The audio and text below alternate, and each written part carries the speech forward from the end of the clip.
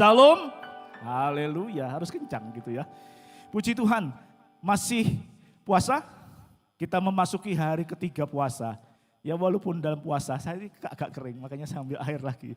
Ini tetap harus semangat, tetap harus sukacita, memuji nama Tuhan, tetap on fire, antusias, memuliakan nama Tuhan walaupun hari ketiga. Masih tetap puasa kan? Puji Tuhan, besok hari keempat kami tunggu kehadirannya di hall bawah untuk berdoa bersama.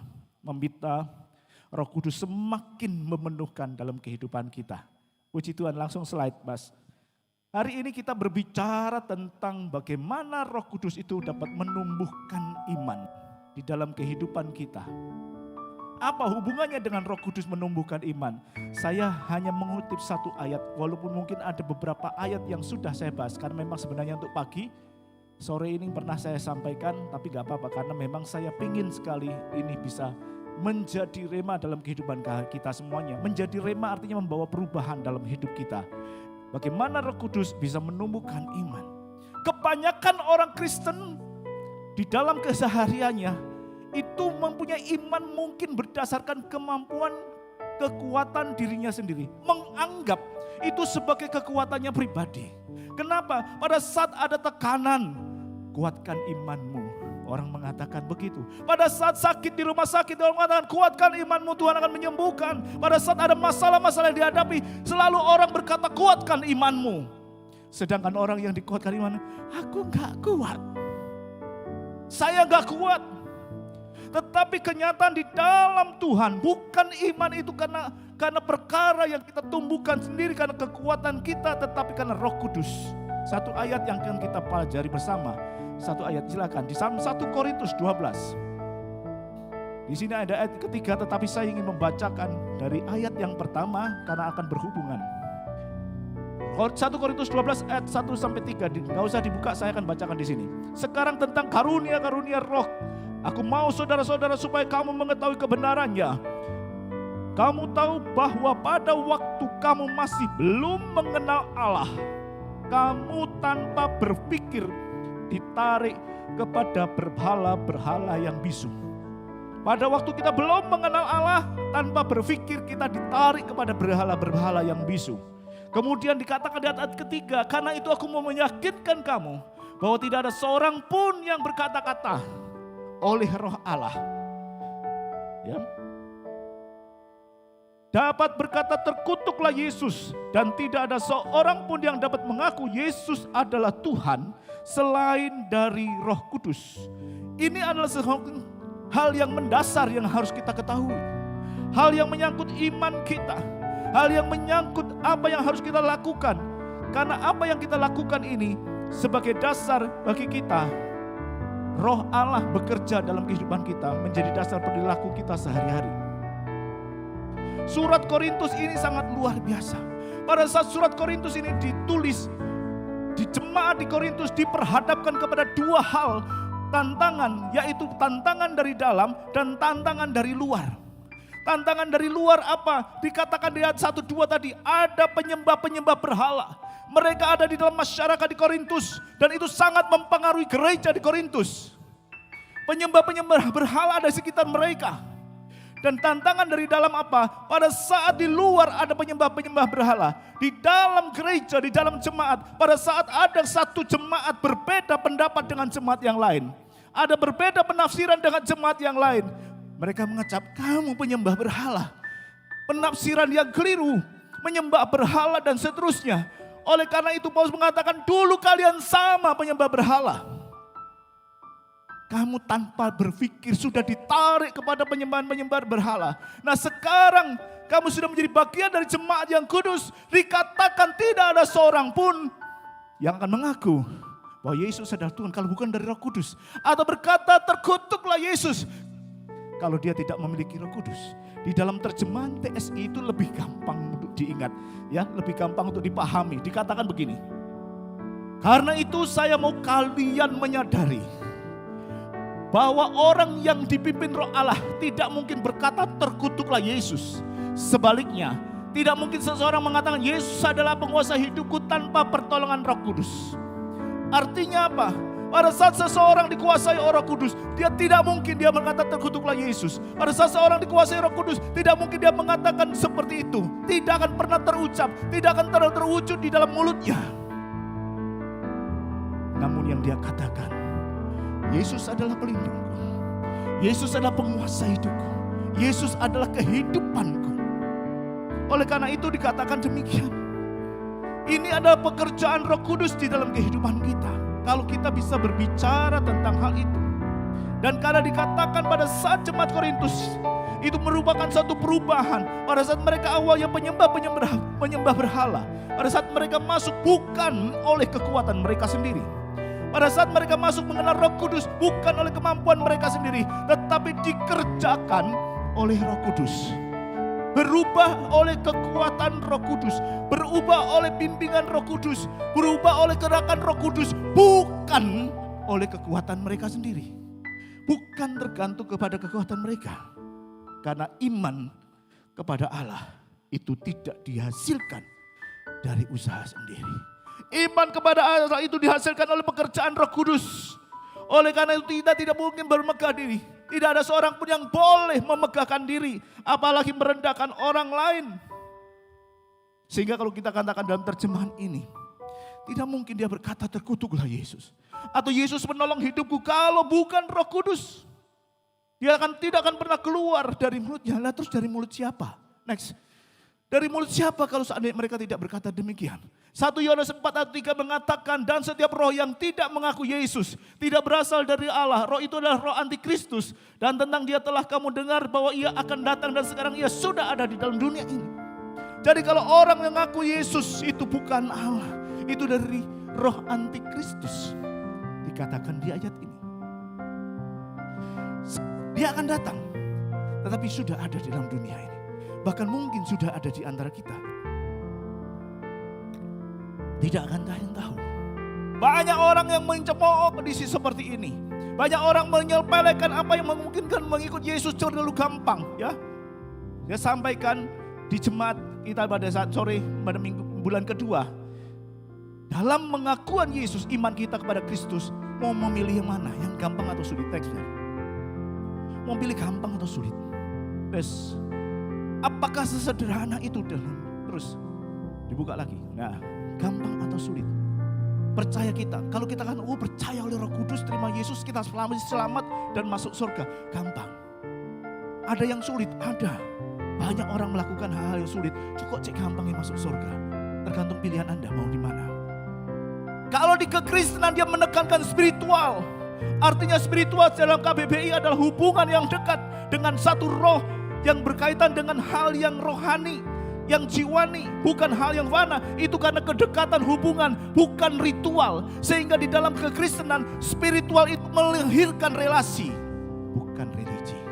Jadi kalau orang-orang Kristen mengatakan aku lagi ritual, itu bukan Kristen. Kalau dia ngomong ini adalah tempat religi, itu bukan Kristen. Kalau Kristen hubungan adalah spiritual dan relasional, hubungan dengan Allah. Next. Itu yang dikatakan sebagai satu kekristenan kita. Ya, tapi ini harus diwaspadai Bapak Ibu Saudara. Karena apa? Benarkah orang-orang yang memanggil Yesus adalah Tuhan itu berasal dari Roh Kudus, bukan roh antikris? Ini harus diwaspadai di dalam kehidupan kita. Karena apa? Iblis senantiasa menyamar sebagai malaikat terang. Iblis senantiasa ada dalam kehidupan kita. Kita ketahui bahwasanya iblis juga tidak pernah mati dari zaman penciptaan. Dan juga dia mengenal firman Allah. Jadi kita harus mewaspadai. Walaupun dalam bunyi 1 Korintus itu karena tidak ada seorang pun yang berkata-kata oleh roh Allah berkata terkutuklah Yesus. Dan tidak ada seorang pun yang mengaku Yesus adalah Tuhan selain Roh Kudus. Tetapi benarkah demikian? Kalau dilihat dari ayat ini adalah salah satu contoh. Contoh yang jelas bahwa ada oknum lain yang mengaku Yesus sebagai anak Allah. Ada oknum lain yang mengaku Yesus sebagai Tuhan. Ya, dikatakan dalam Matius 8 ayat 29 ada orang yang mengaku yang namanya orang keluar dari kuburan, orang lagi gila, orang lagi dirasuki setan, yang namanya setan itu banyak, ada 2000. Dia mengatakan, hai anak Allah, adakah engkau kemari untuk menyiksa kami sebelumnya? Apakah ini dari Roh Kudus? Dia menyatakan anak Allah. Atau Yesus sendiri yang mengatakan bahwa setiap orang yang berseru Tuhan, Tuhan, ya, akan masuk ke dalam kerajaan sorga. Karena pada hari terakhir akan banyak orang yang berseru Tuhan, Tuhan. Bukankah kami bernubuat demi namamu? Bukankah kami mengusir setan demi namamu? Bukankah kami mengadakan mujizat demi namamu juga? Tapi Yesus mengatakan, ya engkau, aku tidak kenal engkau membuat kejahatan. Apakah ini dari Roh Kudus? Apakah ini dari Roh Kudus? Kalau kita lihat di 2 ayat ini, adalah iblis yang menyerasuk kepada jiwa seseorang yang dari kuburan itu.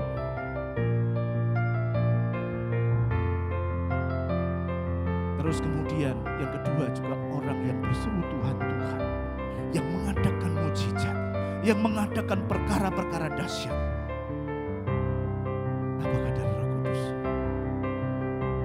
Kelihatannya kontradiktif, sangat kontras.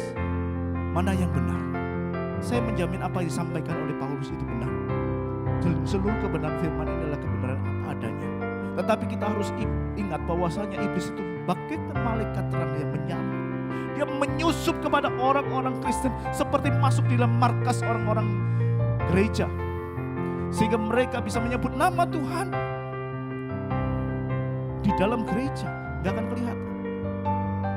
Kenapa kok saya katakan demikian? Jemaat di Korintus ada satu buktinya. Tadi saya katakan jemaat Korintus diancam perpecahan di dalam gereja. Karena apa? Perbedaan pendapat. Mungkin di dalamnya ada penyembah-penyembah berhala yang berhasil menyusup. Dan dia mengatakan Yesus adalah Tuhan, sama. Tetapi tujuannya adalah untuk memecah belah gereja. Memecah gereja. Ini yang harus kita waspadai. Nah terus kita mau pakai ayat yang mana? Nanti kita akan pelajari bersama Bapak Ibu Saudara. Tetapi saya boleh kasih contoh di sini. Adalah sesuatu yang nyata. Bagaimana iblis yang merasuk kepada orang itu menyusup. Bapak Gembala minggu lalu sudah pernah cerita di tempat ini. Bahwasanya ada seorang temannya gembala gereja yang mengadakan event seperti kita. Menjadi tempat bagi perhelatan kabupaten, ya seperti Paskah bersama dan seterusnya. Banyak gereja yang diundang. Masih ingat cerita Pak Gembala? Pada saat mereka duduk selesai, semua ibadah selesai, semua orang sudah pulang. Tas Pak Gembala yang berisi gaji pegawainya. Gaji flamer ya Pak ya. Habis semuanya. Siapa yang main? Ya orang-orang Kristen yang di dalam gereja. Mereka menyebut nama Allah. Mereka menyebut Yesus sebagai Tuhan. Tetapi mereka melakukan kejahatan dengan mengambil semua uang Pak Pendeta. Iblis yang menyusup. Lantas apa yang dikatakan Paulus benar atau salah? Saya katakan apa yang dikatakan Paulus ini adalah kebenaran. Paulus menyampaikan kebenaran yang sewajarnya. Paulus menyampaikan kebenaran yang normatif. Yang harus kita akui di dalam kebenaran itu. Karena tadi saya katakan iblis menyusup. Masuk ke dalam markas orang percaya, menghembuskan perpecahan. Dan kita tahu latar belakang jemaat di Korintus tadi itu seperti itu. Lalu bagaimana kita bisa melihat ini? Apa yang harus kita waspadai Bapak Ibu Saudara? Karena pada saat kita berbeda pandangan, ada perbedaan pendapat, ada perbedaan pemikiran di dalam kita bergereja, di dalam kita membahas kebenaran firman Allah seperti yang terjadi di Korintus. Tidak boleh kita menuduh yang satu dengan yang lain yang sesat. Tidak perlu menghakimi, tidak perlu menafsirkan yang lain itu salah. Tetapi setiap pendapat itu harus diuji. Harus dilakukan diuji. Apakah firman itu menjadi kekuatan dan menjadi rema? Artinya menjadi rema adalah membawa perubahan dalam kehidupan kita.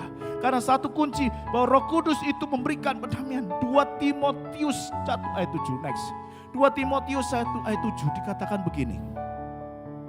Sebab Allah memberikan kepada kita bukan roh ketakutan, melainkan roh yang membangkitkan kekuatan kasih dan ketertiban. Amin. Pada saat ada pendapat yang berbeda di dalam jemaat, ada perbedaan penafsiran, kita uji Apakah ia membangkitkan kekuatan? Kekuatan yang bagaimana pada saat dia lemah menghadapi segala sesuatu, dia memberikan kekuatan sehingga dia bangkit. Pada saat orang sakit dia sembuhkan, bagaimana dia mempunyai semangat hidup kembali. Itu memberikan kekuatan, memberikan kasih pada saat orang merasa kurang, tidak mampu, diberikan, memberikan kasih dan ketertiban. Kita tidak boleh terpancang dengan situasi fisik orang yang kelihatannya sangar. Tidak boleh terpancing dengan penampilan fisik yang kelihatannya seperti preman. Kita lihat di sini tokoh ubur-ubur. Saya melihat di Kompas, ubur-ubur yang kelihatannya tidak berdaya, kelihatannya culun sekali, lembut sekali, gak punya tulang. Tetapi pada saat Pak Dayat pasti paham, kalau nyebrang Surabaya, Madura ya Pak, yang ditakuti apa Pak? Pak Dayat mana ya? Oh, apa Pak Dayat? Ubur-ubur. Pada saat menjerat di leher, itu berbahaya. Belum lagi sengatnya yang sangat kuat. Spesies ubur-ubur yang kuat adalah ubur-ubur kotak. Jadi seperti itu Bapak Ibu Saudara. Apa yang harus kita lihat? Kita uji apakah perbedaan itu mendapat rema, ada perubahan dalam hidup. Yang disampaikan ada perubahan dalam kehidupan. Bisa mengubah orang. Yang membangkitkan kekuatan, membangkitkan kasih dan ketertiban Bapak Ibu. Jadi itu yang harus kita lihat. Jangan terkecoh dengan penampilan luar. Lalu bagaimana kita mengenal Roh Kudus yang membangkitkan iman? Next. Kita lihat lagi dalam 1 Korintus 12:3 tadi dikatakan, tidak seorang pun oleh Roh Allah berkata terkutuklah Yesus, dan tidak ada seorang pun yang mengaku Yesus adalah Tuhan kecuali oleh Roh Kudus. Jadi jelas sekali di sini bahwa Roh Kudus itu akan membangkitkan iman yang membawa kita kepada keselamatan. Iman kepada Tuhan Yesus Kristus itu berasal dari Roh Kudus. Dikatakan di dalam Roma 10 ayat 9-10, sebab jika kamu mengaku dengan mulutmu bahwa Yesus adalah Tuhan dan percaya dalam hatimu bahwa Allah telah membangkitkan dia dari antara orang mati, maka kamu akan diselamatkan. Karena dengan hati orang percaya dibenarkan dan dengan mulut orang mengaku dan diselamatkan. Jadi Roh Kudus yang membawa kita untuk mengaku Yesus adalah Tuhan. Mengaku Yesus adalah Allah kita yang hidup dan berkuasa. Pertanyaannya adalah bagaimana membedakan antara percaya Yesus dari Roh Kudus dan yang membangkitkan iman dan yang bukan dari Roh Kudus yang disebut sebagai antikris tadi. Pertanyaan itu yang perlu kita jawab. Karena saya memberikan dua fakta yang berbeda walaupun sama-sama. Ya, sama-sama kita melihat di sini. Tetapi apa yang mendasari? Sehingga kita yakin bahwa apa yang kita lakukan itu benar. Seturut dengan Roh Kudus, bukan roh antikris. Apa yang kita akui bahwa Yesus adalah Allah itu benar. Bukan karena roh antikris, tetapi karena Roh Kudus. Itu yang harus kita pahami bersama-sama pada malam hari ini. Yang pertama kita lihat kadar kepercayaan kita. Kadar kepercayaan kita bagaimana kepada Tuhan. Ya. Apa yang harus kita lakukan? Kadar kepercayaan di dalam Amsal 3 ayat 5. Next. Amsal 3 ayat 5 dikatakan begini. Percayalah kepada Tuhan dengan segenap hatimu dan janganlah bersandar kepada pengertianmu sendiri. Di dalam KJW jelas, ini saya ulang dari minggu lalu. Trust in the Lord. Allah meminta kita percaya kepada Yesus Kristus itu dengan segenap hati. Kita seringkali gagal untuk melakukan ini karena apa? Karena seringkali kita bersandar kepada pengertian sendiri.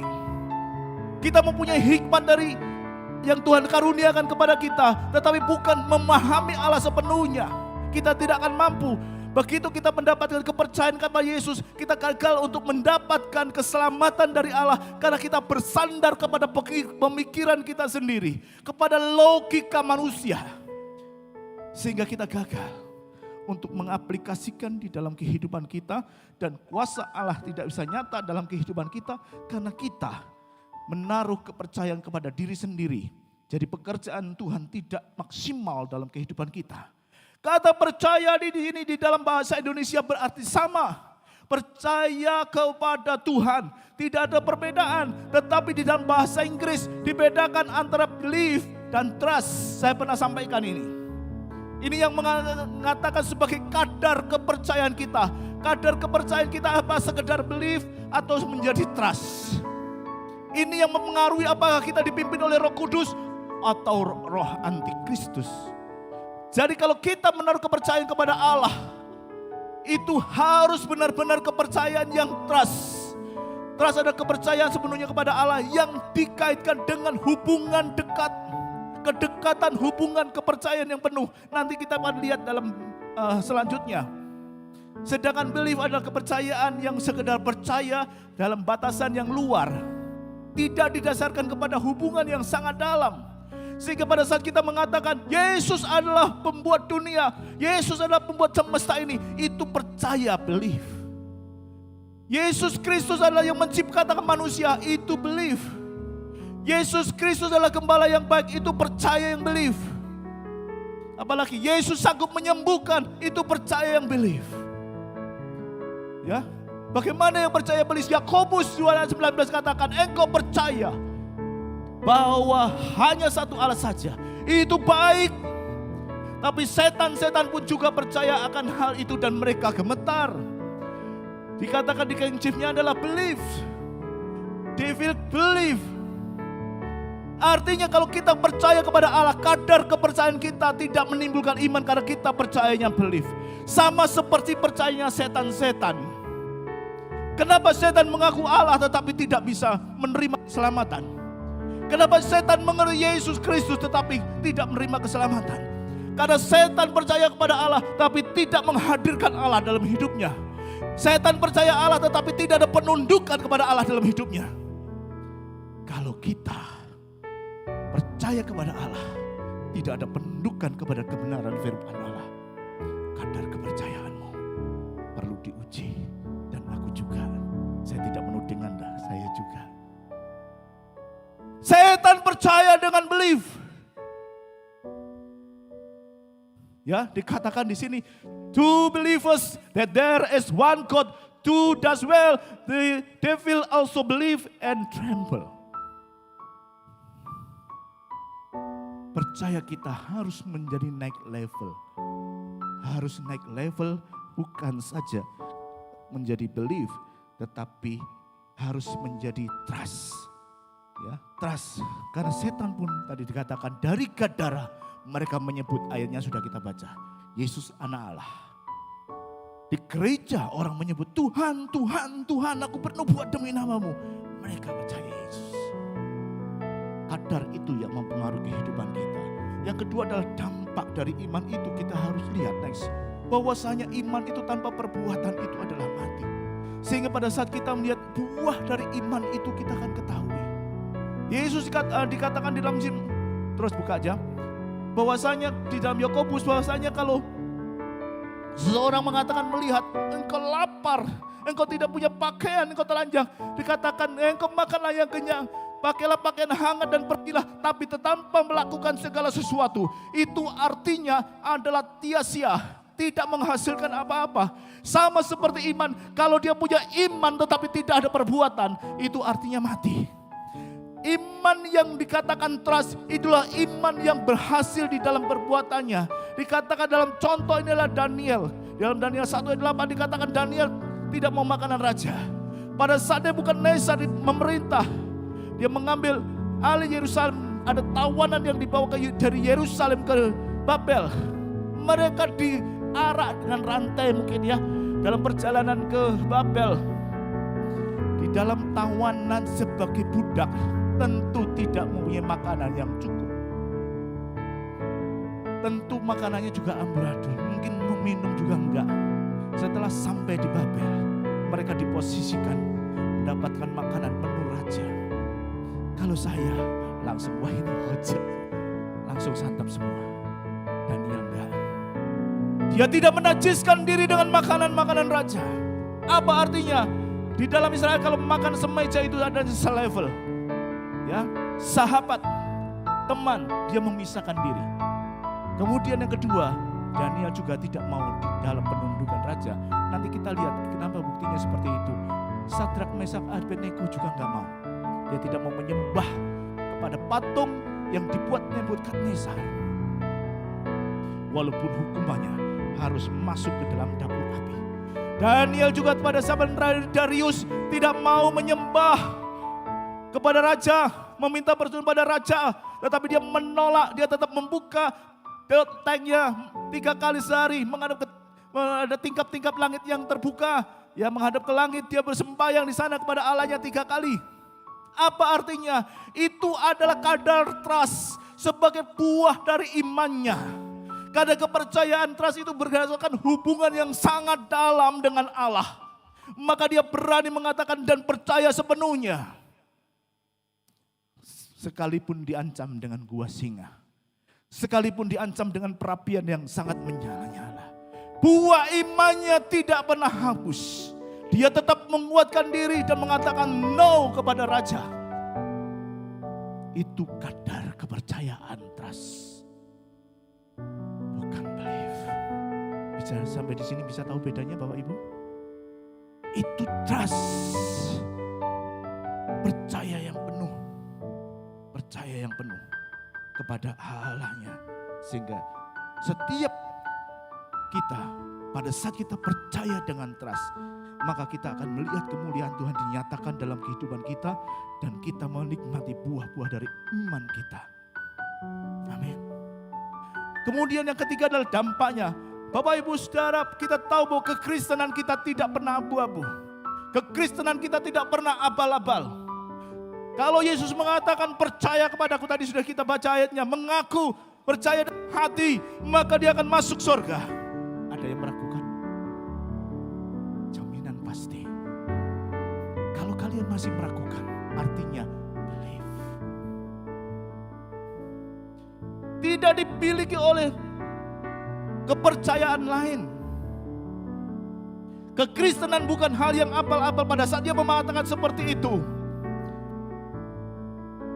Mungkin Bapak Ibu cek gampang ya begitulah. Ya. Karena dikatakan Kisah Rasul 4 ayat 12 dikatakan begini. Oh, di Yohanes 14 ayat 6 dulu. Akulah jalan dan kebenaran dan hidup dan tidak seorang pun datang kepada Bapa kalau tidak melalui aku. Dan keselamatan tidak ada di dalam siapapun selain di dalam Dia. Sebab di bawah kolong langit ini tidak ada nama lain yang diberikan kepada manusia yang olehnya kita dapat diselamatkan. Bapak Ibu Saudara, saya boleh menyampaikan di sini bahwasanya kematian Yesus Kristus itu membuktikan bahwa Yesus Kristus adalah jalan satu-satunya keselamatan itu. Kematian salib itu membuktikan bahwa Yesus Kristus adalah satu-satunya jalan keselamatan ini. Setiap kepercayaan mengakui bahwa manusia itu berdosa. Setiap kepercayaan bahkan di Indonesia ini mengakui bahwa setiap manusia itu bersalah. Selalu tidak luput dari salah. Dan setiap kepercayaan yang ada di dunia ini berusaha untuk mewujudkan bagaimana bisa mengurangi kesalahannya dan mengumpulkan pahalanya. Sehingga pada saat ditimbang, lebih banyak pahalanya. Ada kepercayaan mengatakan dengan berbuat baik, maka akan mengurangi dosa. Silakan. Itu kepercayaan lain. Apa ya? Itu kepercayaan lain. Tetapi saya katakan di sini bahwa hanya Yesus jalan dan keselamatan itu. Karena pada kenyataannya tidak ada satu tokoh agama pun yang mati bagi umatnya. Mari dikatakan oleh para pengkhotbah sebelumnya, kalau mau masuk surga harus yang dari surga yang datang. Kalau manusia berbuat baik dengan kebaikannya, berapa banyak dia berbuat baik. Pada saat melek mata kita sudah bersalah. Pada saat kita membuka mata kita kadang kita sudah melakukan dosa. Terus berapa banyak dosa yang kita kumpulkan, berapa juga banyak pahala yang harus kita kumpulkan. Saya yakin akan lebih banyak kesalahannya daripada pahalanya. Akan lebih banyak kesalahannya daripada perbuatan baiknya. Sehingga manusia dengan keperbuatan baiknya tidak mungkin dia menyelamatkan diri sendiri. Harus ada korban. Dan tidak ada tokoh-tokoh agama, tokoh-tokoh kepercayaan di dalam dunia ini yang mau mengorbankan dirinya, yang mati bagi umatnya. Sehingga tadi saya katakan 2 ayat ini sebagai jaminan keselamatan bahwa hanya Yesus satu-satunya jalan yang menuju kepada keselamatan. Hanya Yesus satu-satunya jalan kepada kepada keselamatan itu. Karena apa? Seseorang menerima dan percaya kepada Tuhan hanya oleh kuasa Roh Kudus. Tanpa kuasa Roh Kudus, seorang tidak akan memahami jalan keselamatan yang diberikan Allah melalui Kristus. Saya ulang Bapak Ibu Saudara, tanpa Roh Kudus tidak akan ada orang yang dapat memahami jalan keselamatan yang diberikan Allah kepada Kristus. Gak ada yang bisa. Kenapa? Yesus dalam pengajarannya senantiasa memberikan perumpamaan. Ya, perumpamaan. Untuk menjelaskan hal-hal yang berkaitan dengan kerajaan Allah. Coba buka aja deh. Ada enggak itu? Next. Oke. Tanpa kuasa Roh Kudus, seorang tidak akan memahami jalan keselamatan yang diberikan Allah melalui Tuhan Yesus. Yesus di dalam pengajarannya pada waktu di dalam dunia ini banyak memberikan perumpamaan, banyak memberikan ilustrasi. Orang bilang perumpamaan adalah satu kiasan. Coba next perumpamaan. Orang bilang perumpamaan itu adalah sesuatu gambaran. Sederhananya adalah perumpamaan adalah suatu perbandingan antara yang satu dengan yang lain. Perbandingan. Dalam buku International Standard Bible Encyclopedia mendivisikan perumpamaan secara umum mengartikan suatu cerita kiasan dan maksud kiasan itu sendiri. Perumpamaan yang diartikan secara detail dapat terjadi yang menggambarkan dan menanamkan kebenaran spiritual yang mendalam. Itu arti perumpamaan. Secara umum sederhana menurut pandangan orang yang disebut di dalam buku-buku yang ada di sini. Orang mengatakan dengan perumpamaan Yesus berusaha mengajar. Sehingga setiap perumpamaan dimaksudkan untuk menjelaskan ajaran-ajaran Yesus. Ada yang berpikir begitu? Yesus memberikan perumpamaan-perumpamaan supaya semua orang boleh mengerti ajarannya. Benarkah demikian?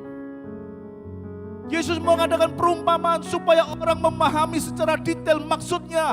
Sehingga terbukti ada pendapat seperti ini. Tetapi kita lihat bukan karena itu. Yesus tidak mengajar karena itu. Coba kita lanjut. Supaya maksudnya tidak bisa dipahami orang. Dan dikatakan di sini mengapa Yesus memberikan perumpamaan. Matius 13 ayat 11 mengatakan, jawab Yesus, kepadamu diberi karunia untuk mengetahui rahasia kerajaan sorga, tetapi kepada mereka tidak. Ayat 13, itulah sebabnya aku berkata-kata dalam perumpamaan kepada mereka, karena sekalipun mereka melihat, mereka tidak melihat, dan sekalipun mendengar, mereka tidak mendengar dan tidak mengerti. Jadi jelas Bapak Ibu Saudara, bahwasanya Yesus mengajar dengan perumpamaan itu bukan untuk menjelaskan ajarannya, tetapi supaya dia mengajar orang juga gak mengerti.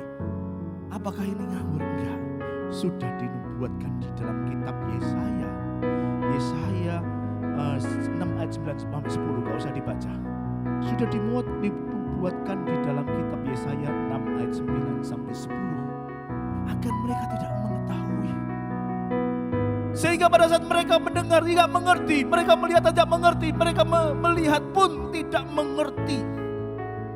Tetapi bersyukur kepada Allah, oleh karena Yesus Kristus kita diberikan karunia gift untuk mengetahui rahasia kerajaan sorga, kepada mereka tidak. Itulah sebabnya kenapa dikatakan kalau dari Roh Kudus kita percaya, trust, kita akan disingkapkan rahasia-rahasia kerajaan sorga. Kalau kita trust kepada Allah, maka semua rahasia kerajaan akan dibukakan dalam kehidupan kita yang tidak dimiliki oleh orang lain, yang tidak dimiliki oleh orang-orang yang percaya dengan kadar belief. Jadi bersyukurlah kalau pada saat kita mendengar firman kita dibukakan. Pada saat kita mendengar firman kita mendapatkan rema, berubah ke kehidupan kita. Bersyukurlah karena kita termasuk di dalam orang-orang yang dipilih untuk menerima karunia itu. Bisa dipahami. Bersyukur hari ini kita dibukakan. Rahasia kerajaan Allah disingkapkan kepada kita. Sehingga kita mengerti jalan keselamatan. Orang menilai gampang, iya. Tetapi kadar untuk mencapai trust itu bukan perkara yang gampang. Mudah untuk diucapkan, dilaksanakan belum tentu. Kenapa? Seperti Daniel yang trustnya harus diuji melalui Raja Nebukadnezar, melalui Raja Darius, melalui Belshazzar. Diuji. Sadrak, Mesak, Abednego diuji untuk mencapai kadar trust. Walaupun gampang katanya, oh percaya Yesus, mengaku Yesus di mulut dan percaya dalam hati masuk surga. Kadarmu kayak apa? Believe atau trust? Kalau sekedar believe, jangan harap. Itu yang harus kita pahami. Sehingga pada saat kita mengatakan aku beriman kepada Yesus, beriman yang bagaimana? Ya, harus kita uji yang bagaimana? Ya, itu yang harus kita pahami. Sehingga yang terakhir, bagaimana caranya Roh Kudus menumbuhkan iman? Itu adalah ayat yang luar biasa. Saya bacakan demikian, Yohanes 14 ayat 26. Tetapi penghibur, yaitu Roh Kudus yang akan diutus oleh Bapa dalam namaku, dialah yang akan mengajarkan segala sesuatu kepadamu dan akan mengingatkan kamu akan semua yang telah kukatakan kepadamu. Pada zaman Yesus masih ada bersama-sama murid, perkataan Yesus langsung didengar oleh para murid. Mereka menjadi satu ajaran-ajaran yang tidak tertulis, yang didengar oleh para muridnya dan dilakukan dalam kehidupannya. Namun setelah zaman sekarang, sudah 2000 tahun, kita tidak pernah mendengar perkataan Yesus secara langsung. Tetapi kita bisa melihat perkataan Yesus melalui kebenaran firman Allah yang ditulis di dalam Alkitab. Kalau Roh Kudus mengatakan dia akan mengajarkan segala sesuatu kepadamu. Apa yang diajarkan untuk mengingatkan kita semua yang dikatakan Yesus. Semua yang dikatakan Yesus akan diingatkan dalam kehidupan kita. Diingatkan oleh Roh Kudus. Dari mana Pak? Kadang-kadang timbul dari hati nurani kita. Ada satu perkataan-perkataan. Itu Roh Kudus. Ya tapi tetap harus diuji ya. Segala sesuatu yang diajarkan Yesus itu apa? Ada perkataan yang sekarang ini kita yakini adalah Alkitab. Firman Allah. Tetapi kebanyakan orang Kristen malas untuk membaca firman Allah. Berapa banyak yang belum tergabung dalam CBA?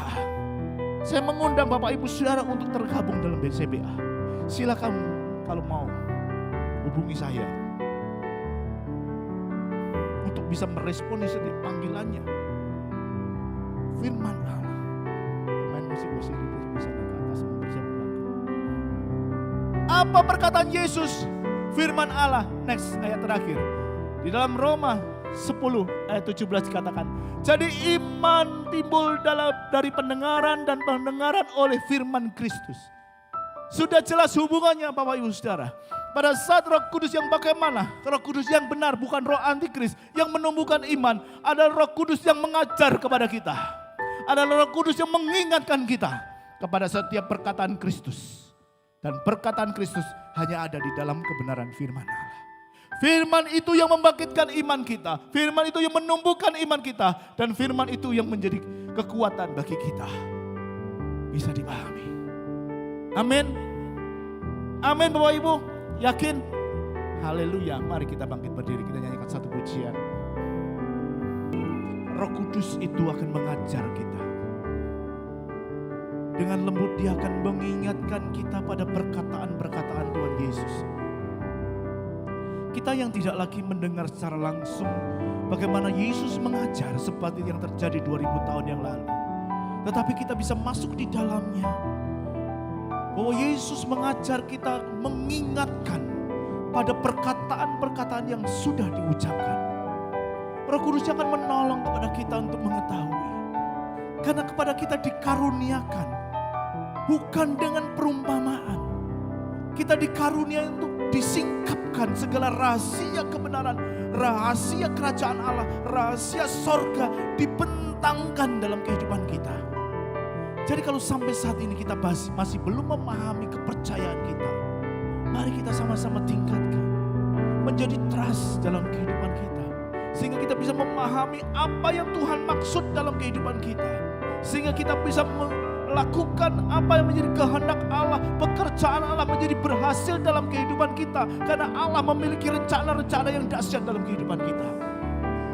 Itu yang kita tangkap. Itu yang kita lakukan.